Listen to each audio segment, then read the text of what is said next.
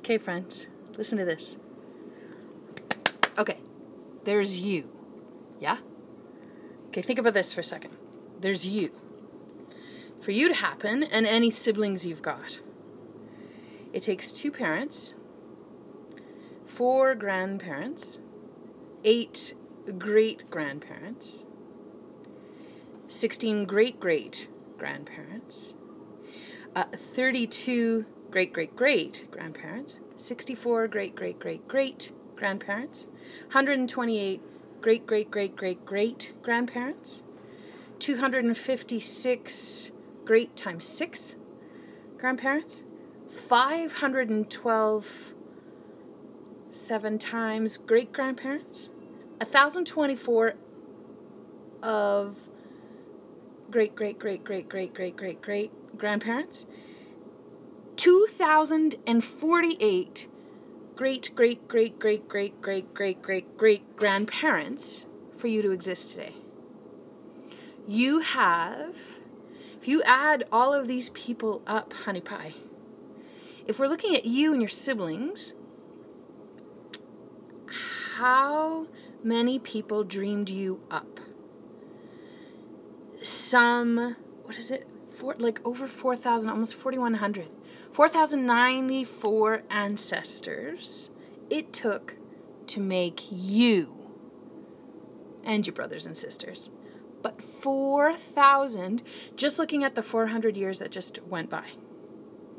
12 generations, if you're the first generation looking back 12 generations, there's 4,000 people. I always say that because I see them lining up behind me. Do you see them? Yeah. 4,000 people collectively dreamt you up. Do you feel marvelous and magic yet? Because you are. P.S. Okay, here's the other thing. When you start to think about these 4,000 people, this is a post I saw today, and it's just been, it's all I can think about. I'm just making tea blends for my family for Christmas today. Don't tell them. And I'm cleaning my house and, dusting and doing laundry and stuff. You can hear the dryer going. And I just keep thinking back to this, and I'm like, okay, so if there's 4,000 people, in my line of work, I talk a lot about intergenerational trauma, the impact that this intergenerational trauma can bring, right? And I hear it quite a lot, and I talk about it myself, about how right now it sort of feels like it's a good time to deal with stuff that our ancestors couldn't deal with, clear some of their stuff for them. Okay, that can feel pretty heavy. But I'm going to tell you another thing too. If there's intergenerational trauma, there is also intergenerational wisdom and intergenerational hope. 4,094 people collectively, over the course of 400 years, dreamt you up. Imagine the struggles they had. Imagine the hardships they will have met. Imagine the difficulties they made their way through. Yeah? What about the sadness and the losses? Tons. Yeah, probably. Okay, now, hi, Margot. Now I just sent this to my family. Now I want you to imagine the other side of this too, because if there is that, then there's the other side. Because here's the secret in life and in the world and in Mother Nature. There's always a work of balance. So,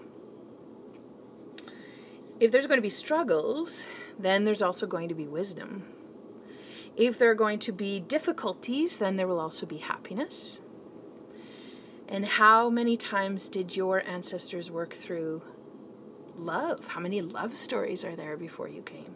How many discoveries and notices of those people? I think of 2,048 great times 9 grandparents that you have. You have 2,000 of them. There's 2,048 people collectively who all came together to make you. Yeah? They all have a story, and that story is carried within you in your genetics, in your expression, in the blood coursing through your veins, and in the way you move through the world. So how many love stories are there along the way? I know they won't all be love stories. I'm not I'm not ignorant to that fact that there is hurt in the world, but where there is hurt, there's also the potential for good. There's also the potential for light. You are built on a foundation of hope.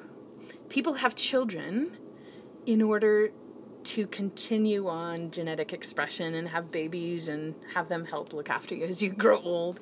I mean, that's why I had a kid. And even if you don't have children, it doesn't matter. You are still a part of a long line of somewhere upwards of 4,000 people in the last 400 years to just make you and your siblings. I just want you to marinate in the marvelous for but an afternoon. You can look at it the way you wish. And which way do you need right now to help balance things out for yourself? Do you need to think of the marvelous? And I want to flip this around too. What if you're one of the 4,000 people right now that is dreaming up whoever's coming in 400 years? And yeah, I'm talking, yeah, she could totally look after you, of course. So I'm talking about, not just parents and grandparents. I'm talking aunties. We are all connected. I am so lucky to have 2 sisters and a brother, so there's 4 of us. So the 4 of us were collectively dreamt up, and there was a 5th somewhere in there who did not stay.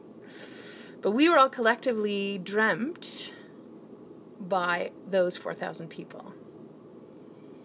What is it right now that has the one person in 12 generations that's going to show up? What can I do for that person? Because I'm building a foundation of hope for that person down the line. Yeah. What can you do to ensure and build this foundation of hope? And I think more than anything in 2020, that's our call. That is the clarion call. How do we build a foundation of hope? How do we choose what it is we're going to do to get through the day today? Sure. Yeah, for sure. How are we going to build those resiliency tanks for the generations coming of children, grandchildren, great-grandchildren, grandnieces, nephews, everyone coming behind us? Because you have a sway in that, of course. How could you not? Okay, go ruminate on that. And listen, just glad you're in my circles, that's all.